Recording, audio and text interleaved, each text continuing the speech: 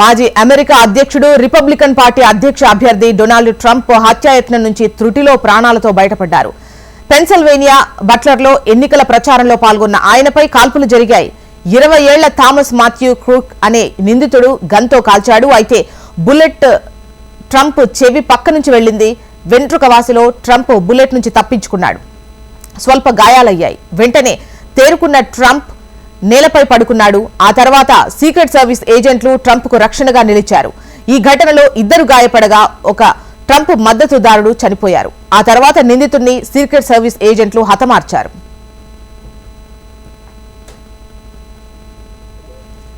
ఈ అనూహ్యమైన ఘటన నుంచి ట్రంప్ను రక్షించడానికి అతని చర్యే కారణమైంది. వేదికపై ప్రసంగిస్తున్న సమయంలో ట్రంప్ తన తలను తిప్పడంతో బుల్లెట్ గురి మిస్ అయినట్లు తెలుస్తోంది. లేదంటే ట్రంప్ తలలోకి బుల్లెట్ చొచ్చుకుపోయేది.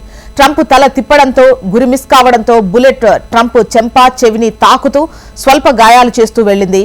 గన్ ఫైర్ చేసిన కొన్ని క్షణాల్లోనే ట్రంప్ తన తలను మరోవైపు ఉన్న మద్దతుదారుల వైపు తిప్పారు. ట్రంప్ ప్రాణాలతో బయటపడ్డారు.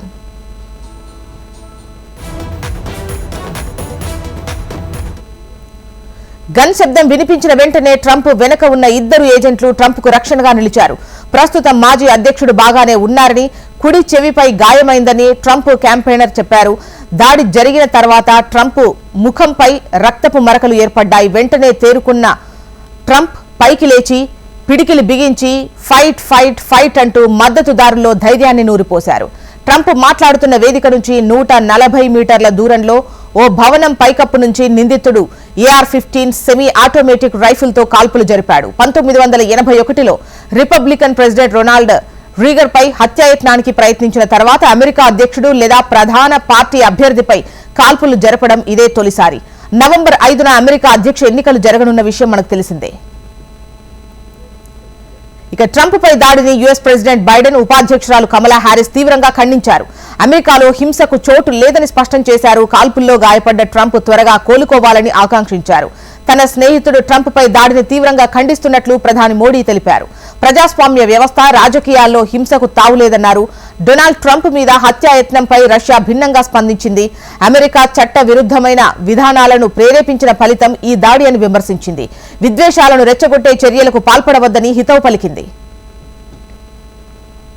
డొనాల్డ్ ట్రంప్ పై దాడి పక్కా ప్లానింగ్ ప్రకారమే జరిగినట్లు తెలుస్తోంది. దుండగుడు నక్కినటువంటి ఇంటిపైకి ఎక్కేందుకు నిచ్చెన ఉంది. ట్రంప్ వచ్చే సమయానికి అతడు పైకప్పు ఎక్కి సిద్ధంగా ఉన్నట్లు తెలుస్తోంది. గన్మెన్ పొజిషన్ తీసుకున్న ప్రదేశం నుంచి స్పష్టంగా కనిపిస్తోంది. నిందితుడు AR శ్రేణి సెమీ ఆటోమేటిక్ రైఫిల్తో ట్రంప్ పై కాల్పులు జరిపాడు. రాజకీయ హింసలు అగ్రరాజ్యాన్ని గతంలోనూ కుదిపేశాయి.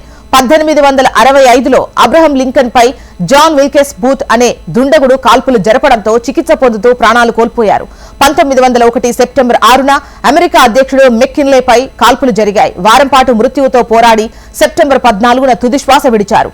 1963 నవంబర్లో డల్లాస్ సందర్శన సమయంలో ప్రెసిడెంట్ జాన్ ఎఫ్ కెనడీపై కాల్పులు జరిగాయి. ఆయన్ను ఆసుపత్రికి తరలించగా అక్కడే ప్రాణాలు కోల్పోయారు. దాడి ఘటన తర్వాత ట్రంప్ విజయావకాశాలు భారీగా పెరిగినట్లు పోల్స్టర్ తాజా నివేదికలో వెల్లడించింది. ఈ దాడి అనంతరం ట్రంప్కు ప్రజల్లో మద్దతు ఒక్కసారిగా 8% పెరిగినట్లు పేర్కొంది. దీంతో ఆయన ప్రస్తుత అధ్యక్షుడు జో బైడెన్ కంటే బాగా ముందంజలో ఉన్నట్లు తెలుస్తోంది. ట్రంప్ అధ్యక్షుడిగా గెలిచేందుకు 70% అవకాశాలున్నట్లు అంచనా వేసింది.